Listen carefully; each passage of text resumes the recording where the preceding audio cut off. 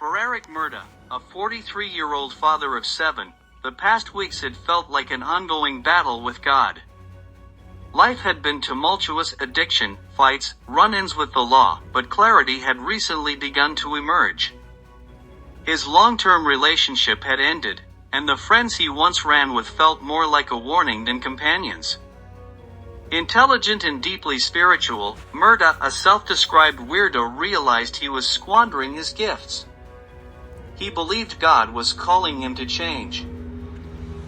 Determined to transform, he lived ascetically. By day, he repaired sprinkler systems beneath the Florida sun, a trade he had mastered over 25 years. By night, he wandered, embracing challenges like how far he could swim into the ocean under the moonlight. Between embracing life and flirting with death, he stood on a precipice, unsure which way he would fall. One of those nights, sleeping under the stars, he woke to find the beach littered with trash. He felt a divine nudge to clean it up. Picking up garbage became his quiet mission, a small but meaningful act of redemption. On July 18, 2022, Merda finished work near Lake Manatee. Spotting a dirt road marked Lake Manatee Fish Camp, he parked his van, left his phone and keys behind, and began collecting litter. The sun was sinking when an adventurous impulse overtook him. Why not explore? He darted into the woods, exhilarated like a boy on a dare. But the thicket fought back, vines clawed at him, thorns tore his skin, and hours passed. Exhausted, he finally stumbled into an orange grove. Disoriented and dehydrated, he realized he was lost. As darkness fell, he pressed through a swamp, mud pulling at his boots, brambles tearing at his legs. The van and safety felt impossibly far. His only option: swim across the lake. The lake was colder than expected. Stripping off his clothes to lighten himself, he swam, but an unseen current fought him. Each time he adjusted his course, he found himself farther from the shore. Maddening frustration simmered, but he steadied himself. Panic, he knew, was a death sentence.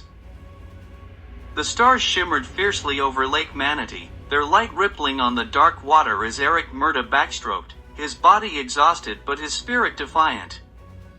Frustration gnawed at him. Despite his efforts, the far shore seemed no closer.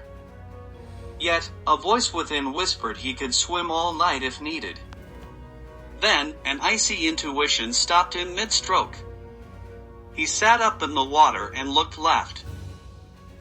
There it was, just 2 feet away.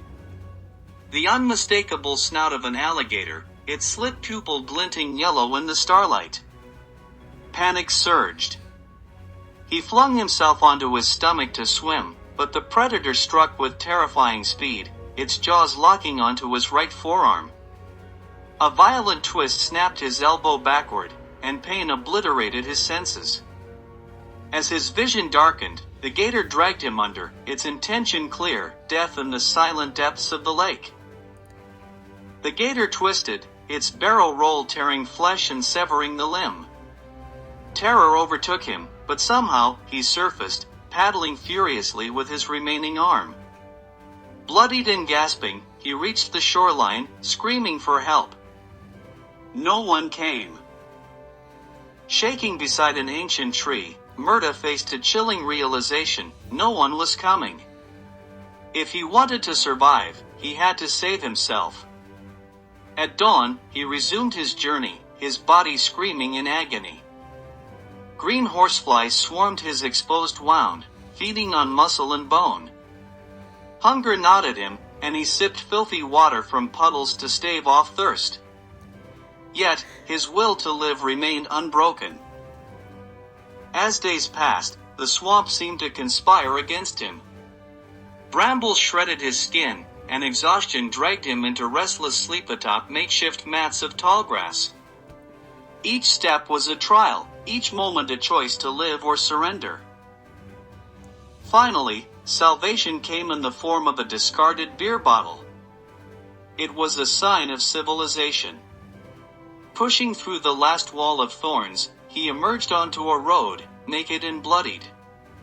A man by a red car gawked in shock. "A gator got me," Merda cried, waving his mangled stump. Help was finally at hand.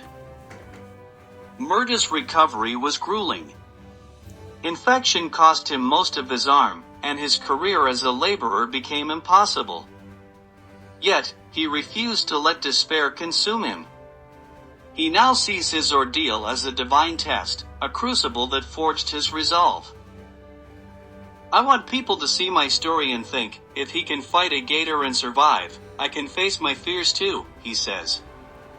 Whether through public speaking, writing, or sharing his journey, Merda dreams of inspiring others to choose life, no matter how impossible the odds may seem.